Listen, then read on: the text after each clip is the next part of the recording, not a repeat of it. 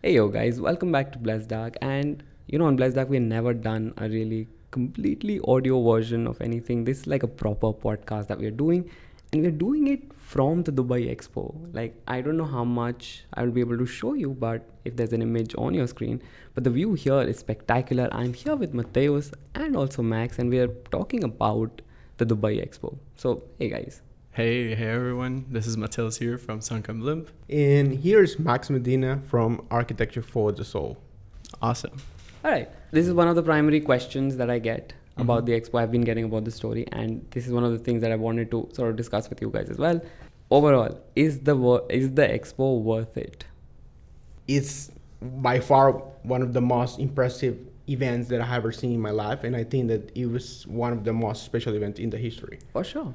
What would you? My perspective is if you're listening to this right now and you have the opportunity of coming here, do so. Do whatever you can. This is a moment, and this is not staying for long. I mean, this is the last month. Yeah. Right. We caught the very last bit and of we're it. almost at 9th, so like 20 days left. We have 20 days. All right. So you guys have 20 days to book your tickets and come, because this is honestly the larger scale that any sort of world fair ever has come together. So Definitely. when I looked at the visuals for the Dubai Expo, in my head I thought, okay, all world expos are this level. And over the days when I'm also talking to people, and people are also talking about the 2025 Osaka expo that is going to happen, and they talk about maybe it'll not be on this scale, and you come to realize that this is huge. It's actually two sides of Monaco City. Imagine creating a city for only one event of 6 months. In the middle of the desert. Yeah. Well, it's been going on for a very long time, Yeah. the preparations Yeah. for this, and it shows. Okay, so one thing is creating a city like a festival, right, for a specific event. The thing is, the level of detail and preparation infrastructure to make this happen. If you walk outside right now and you look at the sidewalk, the path, the details of the stone and how everything was put together. Amazing. The thing is, even though it is a temporary or it is a planned city for this expo, it feels monolithic and lasting. Yeah. This was made to be the moment, but it's also representing eternity. Nothing about this for sure. feels temporary. No. I was just going about today and just photographing the different, urban design elements spread across the expo, so I could make something on the urban design of the expo, because it's brilliantly done. No, definitely. In the details. Like, come on. We have been talking about details all the whole trip. Oh, yes. That amount of details that this place have. Like, we're starting from having an oasis of water that has sensors so you cannot touch it by COVID restrictions. That detail is insane. And it's an oasis that is not visible for the people. So the amount of details that this place has is really impressive. For sure. And I think it's a representation of budget. I don't know what you guys think. Like the budget? Yeah, the budget that they had Okay, to do an event like this. Yes, you do need a budget to do an event like this, but it goes beyond that. You can have all the money in the world and still not do the level of planning here. for this. The thing that really made this possible was the level of planning and design of making this. And one level of this that makes a complete difference. It could be the same scale, the same grandiosity, and the same budget, but at the same time, how to manage thousands and thousands and thousands of people a day without people feeling that they're being managed with when you go to a festival, there's like barriers and crowd management and crowds of people that you just feel stuck or you have to follow a certain path. This is an open world exploration that you can go anywhere, and there's literally no feeling of people managing or crowd management. And then we had that experience the other day that we were here in the media room, and then someone came to us with a paper towel saying, "Oh, you forgot to dry your hands." Like, hey, Max. And then they brought Max this one paper because he forgot to, dry their hands. But then through the cameras, they saw that his hands were wet. It would drip on the floor. Scary and impressive at the same time. So, by the way, a huge shout out to whoever is involved in the management. The people here are so helpful. Of course, they've been helpful to us because we've been in the media building, and of course, they've been more than helpful than they should be. But I'm also talking about the outside. People here, everybody organizing and everybody who's a volunteer, who's doing anything, security, they're all so pleasant, they're all so helpful, and like a huge shout out to them for sure. Yes, absolutely. No, for sure. And what do you guys think about the Expo itself? No, I'm talking about the pavilions.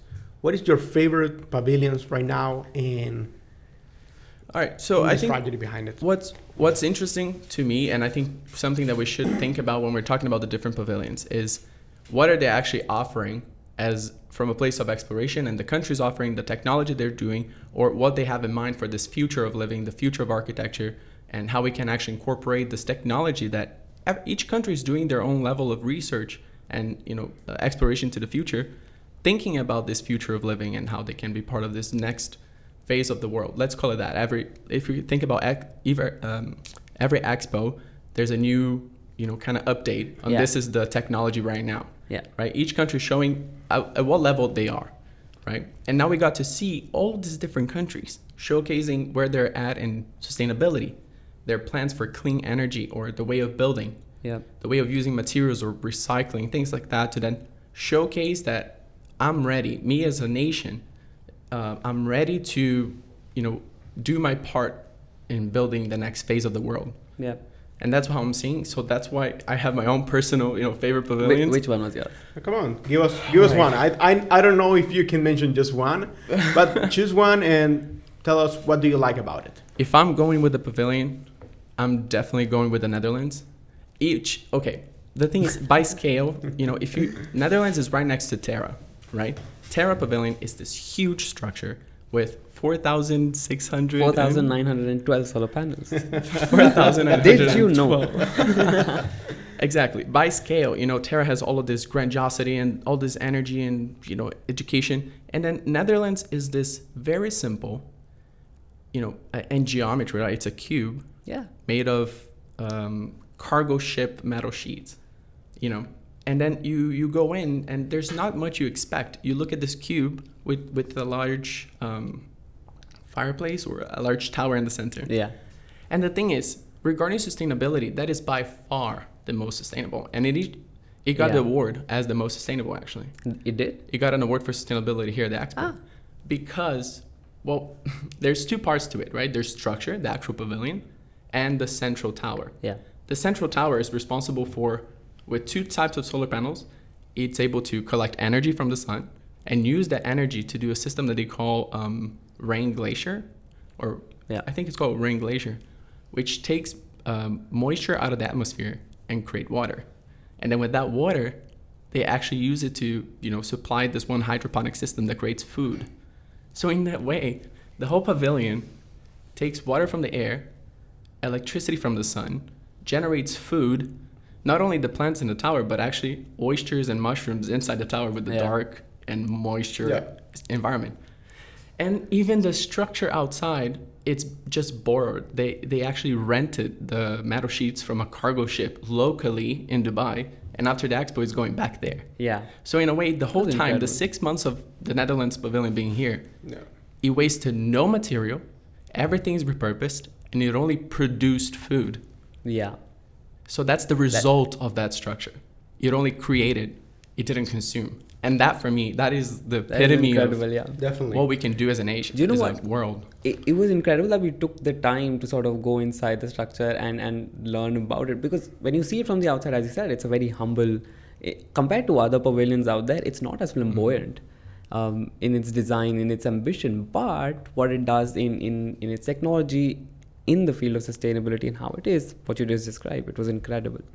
But for me, the pavilions here are not just about what they're showcasing, but to me, maybe it's a personal thing, but it's about how they're showcasing it as well. It's how what they want to communicate is being communicated. And that is why, exhibition-wise, Japan Pavilion has been the most incredible one for me, because exhibition-wise, I think I felt a part of each and everything that they were showing.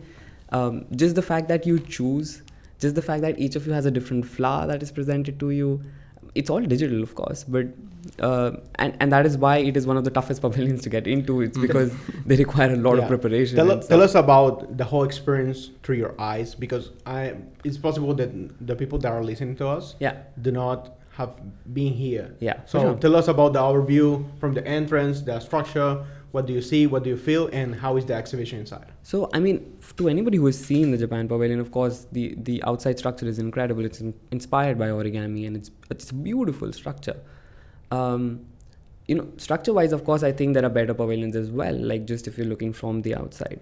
For me, it came to life. So when you're entering the pavilion, and the very first thing that you see on the screen as you're about to enter, you're all presented with a flower. And initially, I did not know that each and everybody is presented with a different flower. I thought everybody has the same flower that I do. And by the way, just to cut you off, everyone also has a personal cell phone that they provide. Oh, yeah. So each one has their own device that is giving you personalized information while you're going through this. Yeah. So what was showing up on my screen was different than Rishab's, was different than Max. And then also it gives you the opportunity to experience things differently throughout. Yeah. And then each experience is personalized. And they only allow like 30 people at a time, like 30 devices. That is all that can enter at a time. And as you enter, in one of the first rooms, you're learning about Japan, learning about the history. And then one of the first things that I liked is you choose a season. They show you 4 images of 4 different seasons in Japan. And you choose. And I saw all three of us chose different. Yeah. I went for the summer. I even told Rishab, come with me with this. And Rishab was like, no. I was like, this feels more me. Yeah. And I entered that one. And as you go into the next room, from the place that you entered, there is a screen that is available to you. And just as we were, so there were visuals, of course, presented in the next room as well. I was also looking at all the visuals on all the screens. They were slightly different. From each other. They were talking about the exact same thing, but slightly different. And it was again dependent on what you chose. Then we, from that, moving on to a space where everybody was together, and these incredible, I remember they're taken different household items and sort of use them and put like miniature people or cows. Yeah. I know Matheus had a blast in that room. I wish I made a lot of puns with those models. But basically, imagine this. This is a large room with, probably close to 100 models. There were so many models. And each model was in a glass dome, and they used food or other, normal day life items to recreate those miniature scenarios or tiny cities. Representing different things. So representing, some of them regarded energy or transportation or a rocket, interstellar exploration with popcorn as the rocket smoke, So everything was so carefully thought out. But the thing that I didn't realize, and midway through I realized, through the device and the headphones that provided, it started explaining the different models because it recognized you were in front of it. Yeah, exactly. So even you walking around, it knew which ones you were looking at. Yeah. And that's all. This happened throughout the experience, that it recognized your decision. It recognized what you were interested on, where you spend time looking at. And that's when at the end, right, the very last room that we go to, there's a giant sphere in the center, and then screens all around the cylindrical space. And then it shows your flower that you got gifted in the beginning. Yeah. And it explains that it's a tradition in Japan to gift a flower. So also, just to add on, right at the start when we had got the cell phones, it had taken information from us, which country we're from, what is our age. Mm-hmm. It has taken all of that information, which will now come into the picture with Matheus. Yes. Talking. So then in this space, it presents first, telling everyone, hey, you're all here from different places, but you come together in the same space today. And then it presents to us data, the percentage of people that are here, the percentage of people coming from a specific place, or the average age of us, and creates all of these graphs with our information. And then it shows the information of everyone that has experienced that pavilion so far in the expo. Yeah. And then, so it even tracked our movements, like as we went throughout, and it showed us like in an animated graphic, but it showed people moving and in the exact movements we took. Mm-hmm. Yeah. So then, exactly. So this whole experience that we went through, the different rooms, the different models we looked at, the different decisions we took, it then showed us, and it created our avatar. So then it said, this is your avatar, and it was projected right in front of you. Yeah. You could walk around and the avatar would follow you. Yeah. And then it projected different characteristics based on the experiences and decisions you took. Yeah. So then it gave you traits, and those traits were actually translated into outfits. Yeah. The avatar was being formed itself. It made the avatar out of the quality of our experience in that space, and everyone's experience was completely different. Yeah. So and some people you also more, went around to find your tribe with Yeah, the avatar. Like exactly. mine was a forest tribe saving the environment, and I had to go around just finding the people who were in that same tribe. Yeah, because then you can see, other people that are in the same space, and perhaps you wouldn't talk to them, you wouldn't see them at all anywhere else, but you guys took the same interest in that experience. And then it separated people into 4 different tribes, right? Humanity, environment. So basically, what are you interested in helping in the future? For sure. Are you interested in other people? Are you interested in, the place we call Earth and how to save that? So then you really took that and, in a way, through this like 30 minutes of experience, gave traits based on what you're interested in looking at, and then put you together with people that have the same interests. And this experience on its own makes you feel a part of this movement, a part of this.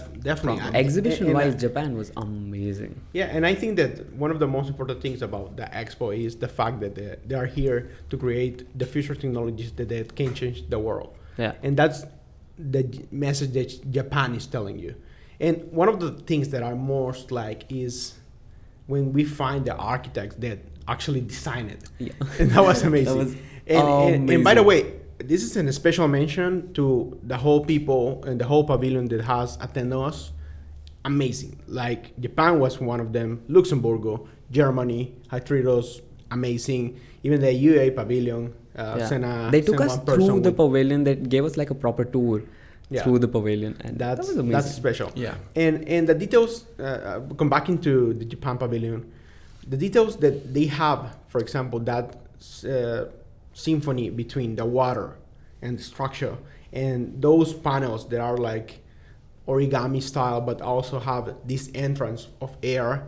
It's actually amazing how the architect explained out that this is a decision of climate, that the wind come from that side, that then it passed to the water, and that refresh the air, so you have fresh air inside of the pavilion. That's little detail is kind of special. It's not just I'm gonna put water just because I like it. Yeah, exactly. So like Max mentioned, we had the opportunity of actually talking to Yuko Nagayama. And Yuko, if you don't know, she's an architect based in Tokyo, and she is the one responsible for building the Japanese pavilion. Yep.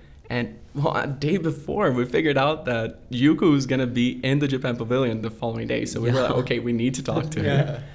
And we then, told the people we'll just go and say hi. Yeah, we just need to say hi. That's it. We need wait from a distance. That's all we ask. But we actually got the opportunity of talking to her and, having this one-on-one conversation about the actual choices of design for the pavilion.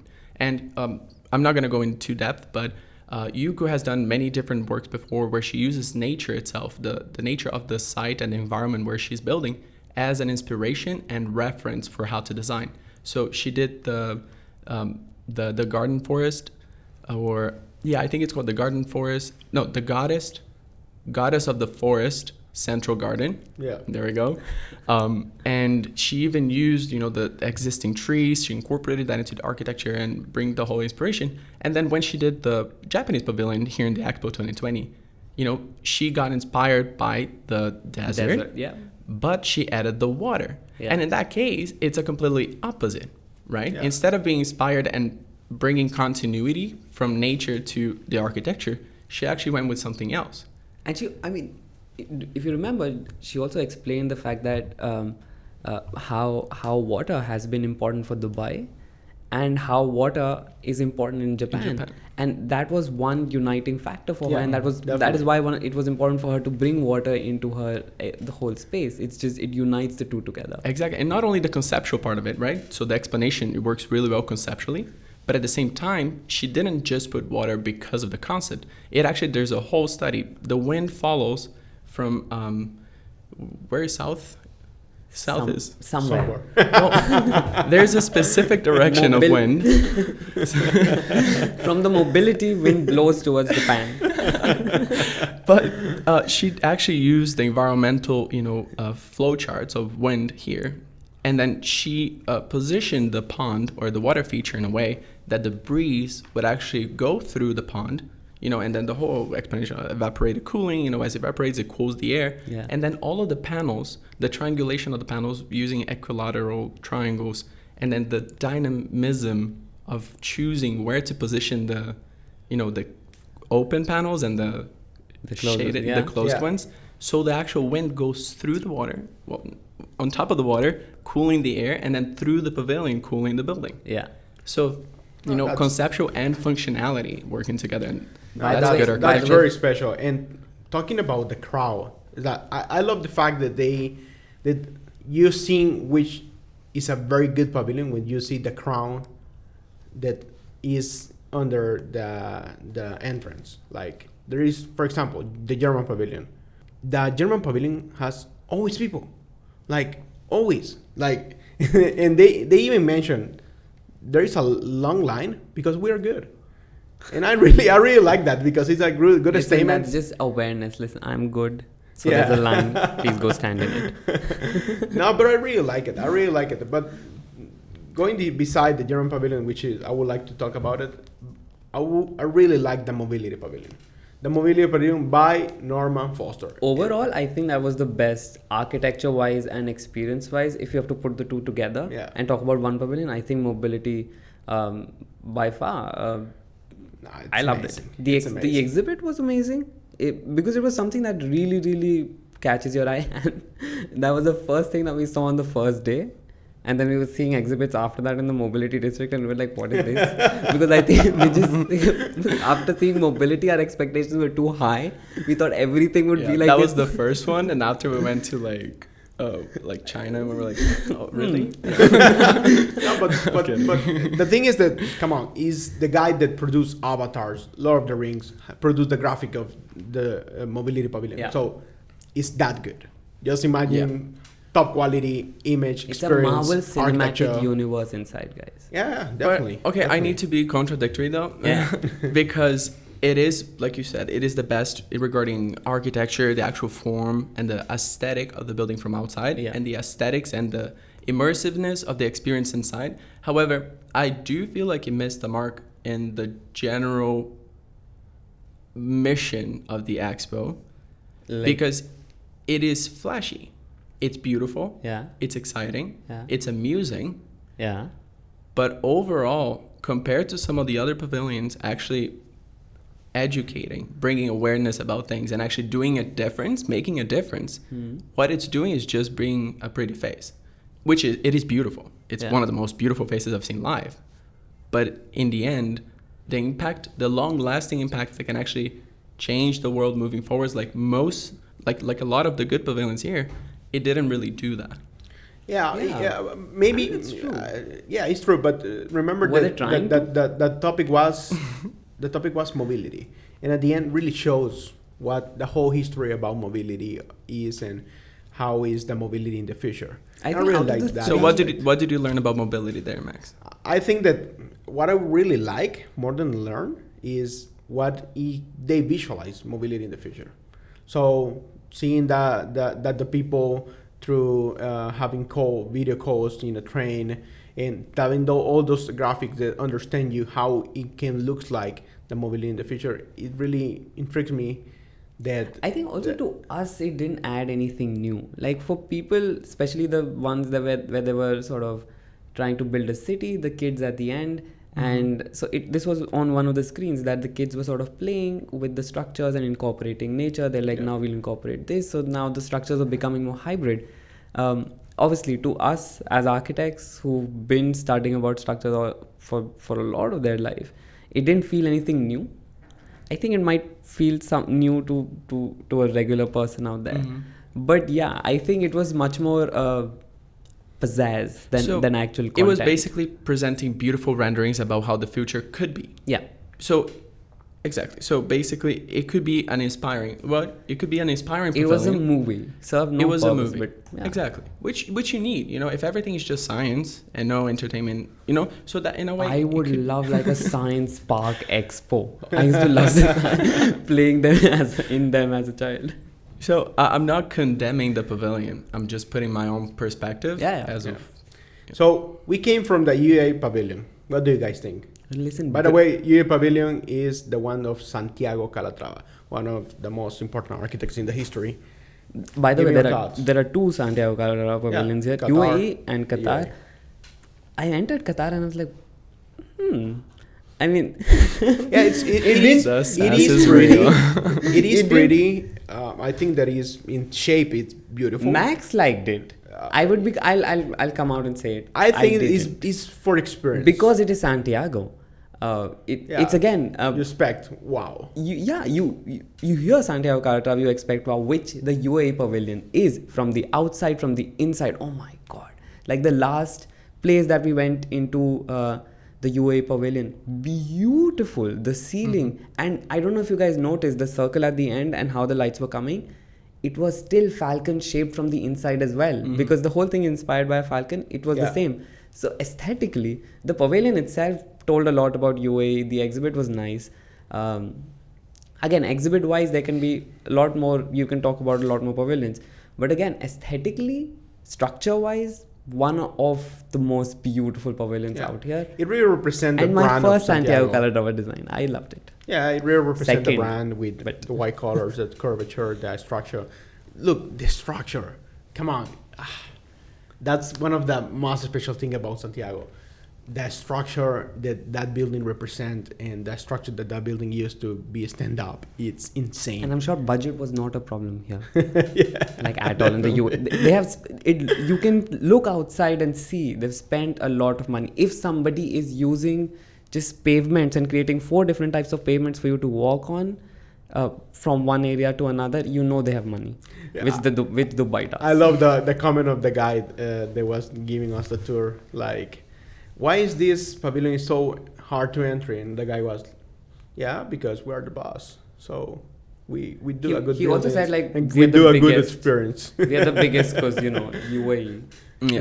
Yeah. I think it was a beautiful experience, a beautiful choice of architecture and everything for what it represents.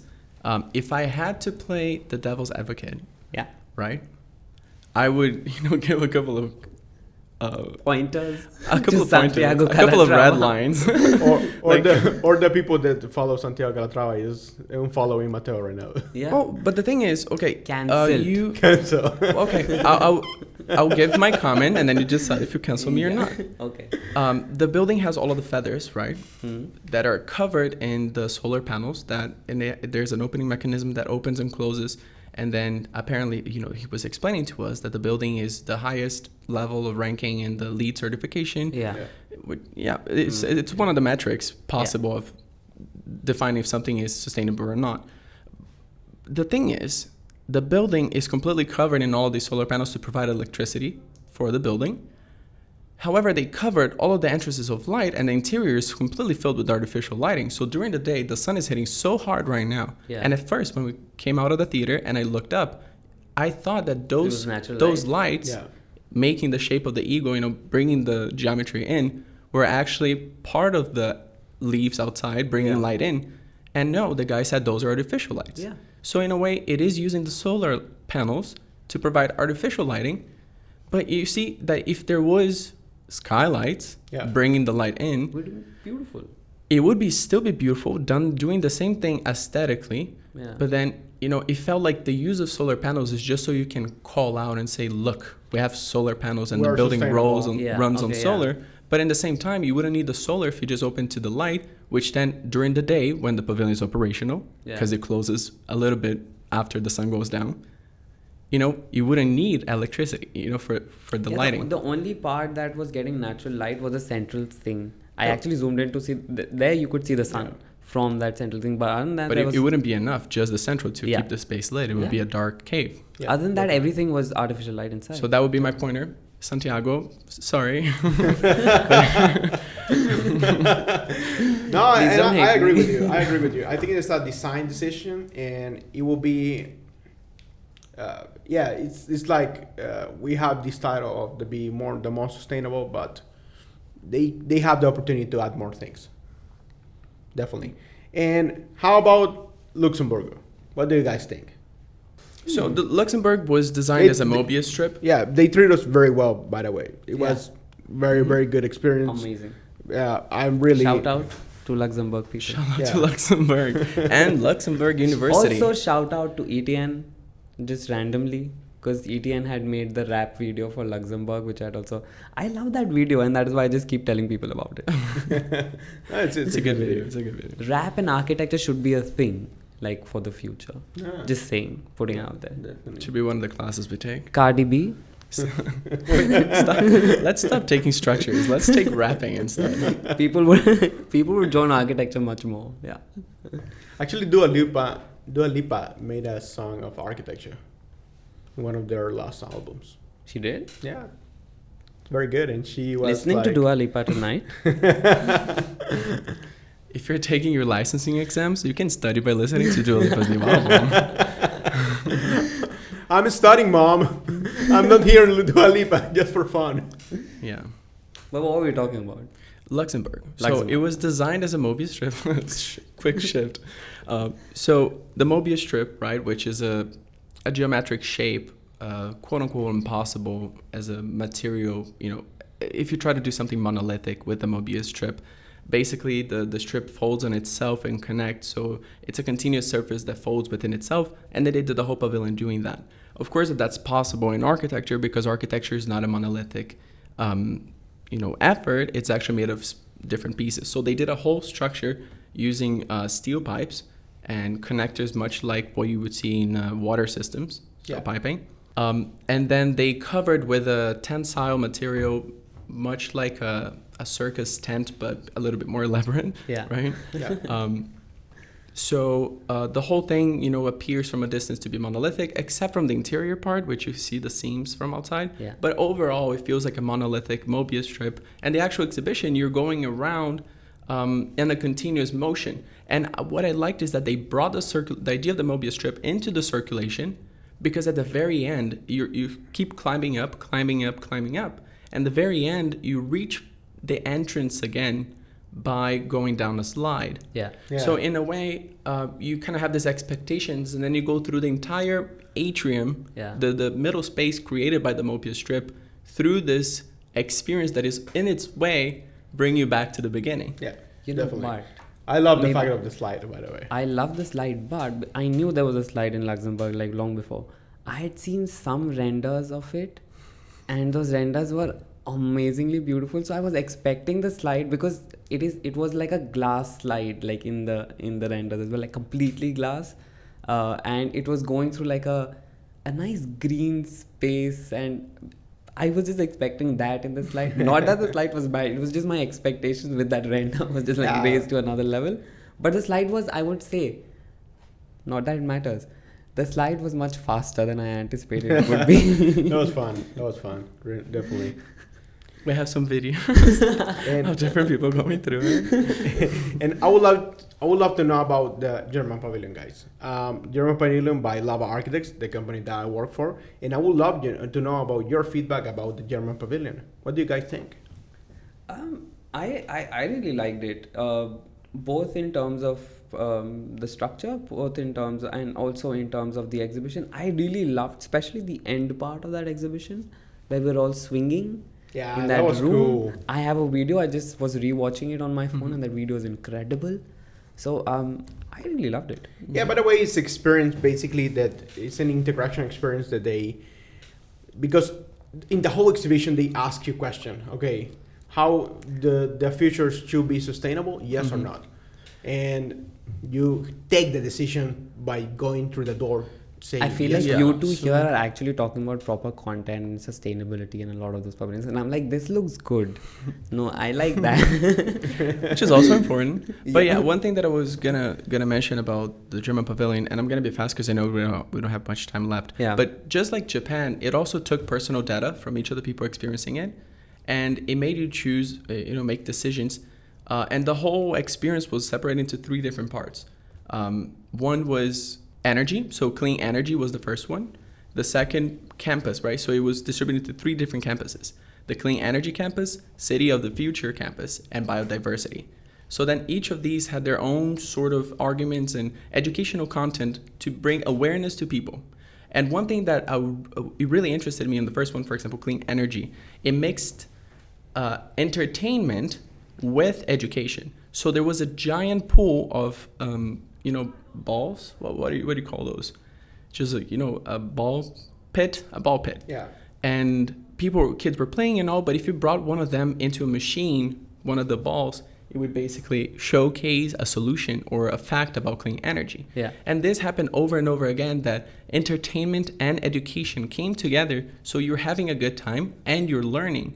And, you know, if you look about neuroscience and all, if you have a positive memory towards something, that goes together with the positive experience and dopamine, etc. Yeah. You're way more likely to remember and make decisions on it. For sure. So that way you're bringing this content, not only, hey, this is the fact, or hey, this is fun, but combining them. So it's a long-lasting effect on society, which I loved. No, definitely, it's about the experience. Like, they put your name, they put your nationality, and they represent you the information about your country and the things that represent you through the different interaction experience. So I really love that. The swings, the structure, and how is the cooling air going up and leaving the space, so you have fresh air in the whole area by three principal elements. I really like it. Okay, we're almost out of time.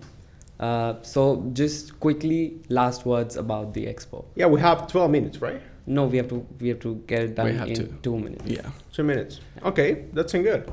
So what do you think about our expo? In a few words, the expo, this is definitely a moment, and this is definitely carry long-lasting effects on how we view the future of living and what we can do together as not only a nation, but as a collection of nations to make this world sustainable and make this world a better place for everyone. So definitely come to Dubai. That's my last word. If you have the opportunity to say one word and put it in all the billboards in the world about Dubai Expo, what would you say? Come. You? I was just about to say that. But I don't know. Incredible. Incredible? Yeah. That's it? And all the billboards in the world. Incredible. Adorable. I would say probably top architecture. That was 2 words. Just saying. I'm the boss. It was my question, guys. I changed it. All right. So thank you guys for listening into that episode. The very first podcast we've done on this channel. I loved my sound, by the way, on this. But yeah. ASMR. But yeah, thanks for listening. I hope you got something from it, because I loved sharing about the expo, and this was an incredible thing. And to just hear other people, because again, we 3 travel together, and you still get different experiences. It shows how, we just experience spaces in a different way, and it was beautiful to just listen to each other's experiences. So thank you guys for doing this as well. And also you can find Matheus. Matheus, where can people find you? Well, I have my own TikTok account. TikTok is banned in India. Just saying. Well, but other people from other countries, please do find him on TikTok. You can find the TikTok Matheus_Stankachi, but majority of the content regarding the expo and everything that I've been doing is under Sunken Blimp. So please check out Sunken Blimp. He's on YouTube and on Instagram as well. And Max, where people can find you? You can find me in a few places. Instagram, Max Medina F. And if you would like to hear us very frequently, with Matheus and I have a podcast called Architecture for the Soul. All right. And I'm hoping you know where to find me, because you're listening to this on my channel, I hope. But yeah. I'll use the audio. All right. Thank you so much for listening in. Thank you so much for tuning in to Blessedarch. I will see you guys soon with more such content. Bye-bye. Bye-bye. Bye.